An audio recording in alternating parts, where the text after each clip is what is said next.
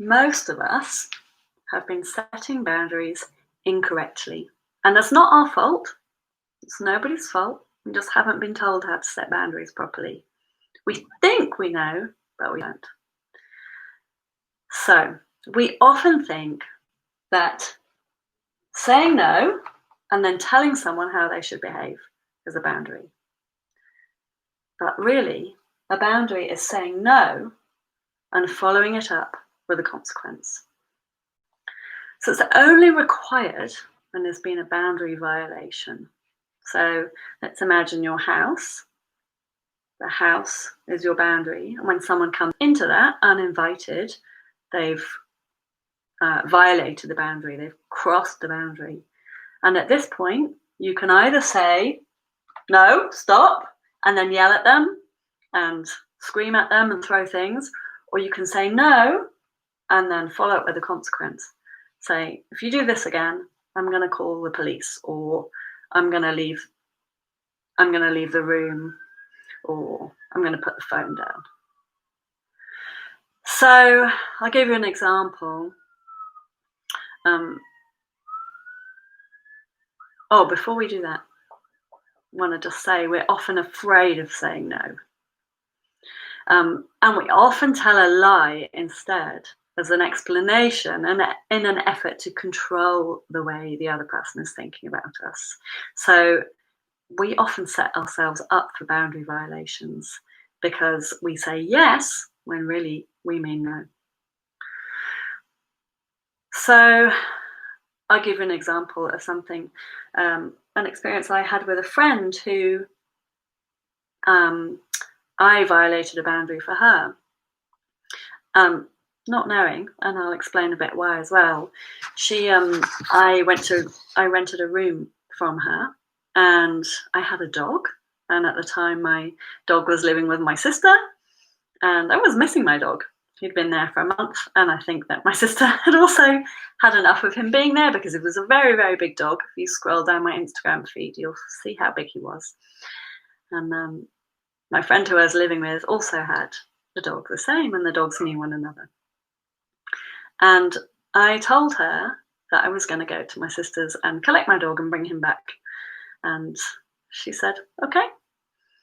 And we had a couple of weeks, and as the time went on, I began to notice that the atmosphere became more and more frosty. And eventually, she lost her shit. And she yelled at me and told me how to behave. And this was really confusing for me because she had said yes. And really, she meant no. She said yes and she meant no. And I, in that moment, wished she had said no to me. She'd given me a clear yes. And so it seemed good. So it was a shock when she said no.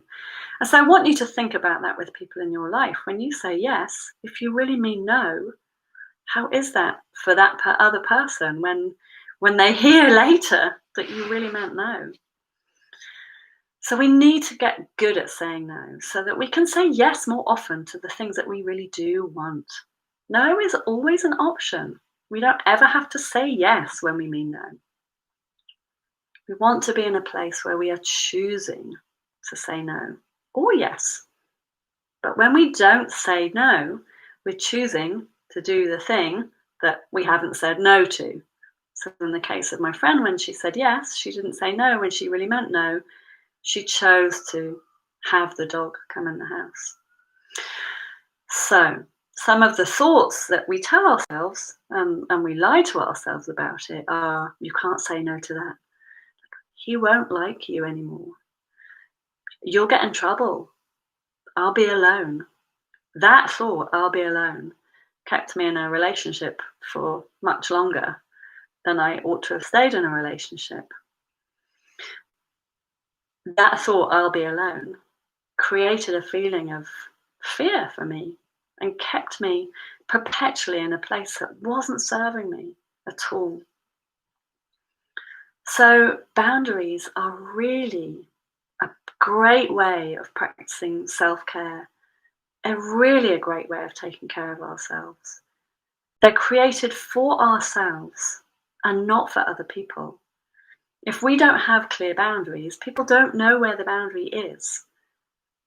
So if we're really clear about what we expose ourselves to and what we stand for, what we will and won't stand for, then we know where the boundary is and other people know where the boundary is. When we know where our own boundaries are and we're willing to say no, then we have respect for ourselves.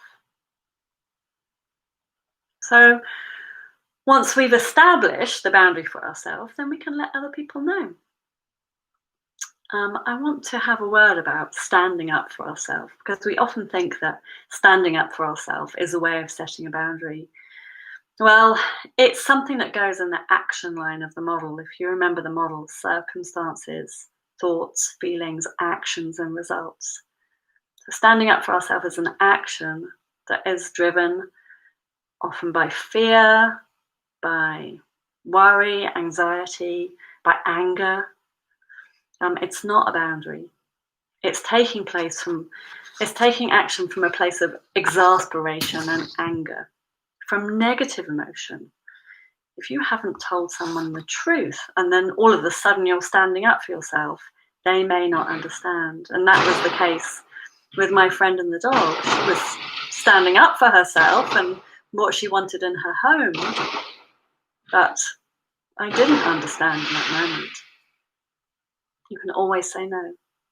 You don't ever have to give an explanation, and you can do it with love. That is the ultimate in self-care. Something that my coach said on a coaching session I watched with her the other day. She said, you can make decisions from love, and then you become empowered. So, the boundary. 2 parts, always to a boundary. A request to the person to stop violating the boundary, something you want them to stop doing or do, and then a consequence for the boundary violation. So that's what you will do if they continue to do the thing you want them to stop doing. So let's just take the example of someone smoking in your house. Maybe you have a rule about someone not smoking in your house, and that person comes in and they smoke in your house. Then you can say to them, please stop smoking in my house. And if they continue to do so, you would say, stop smoking in my house, I'm going to ask you to leave. Now that's a very gentle example, but you can apply that to all sorts of situations. You are allowed to say no.